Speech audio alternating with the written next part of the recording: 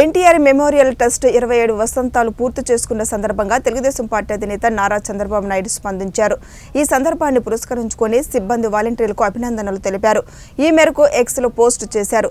ఎన్టీఆర్ ఆశయ సాధనకు తాను నెలకొల్పిన ట్రస్ట్ రక్తదానం, ఆరోగ్య సంరక్షణ, విద్యా సాధికారత, జీవనోపాధి రంగంలో సేవలందించడంతో పాటు ప్రకృతి విపత్తులో సైతం ప్రజలకు అండగా నిలుస్తుందన్నారు. సిబ్బంది అంకితభావంతో సేవలందిస్తున్నారని ప్రశంసిస్తూ అభినందనలు తెలిపారు.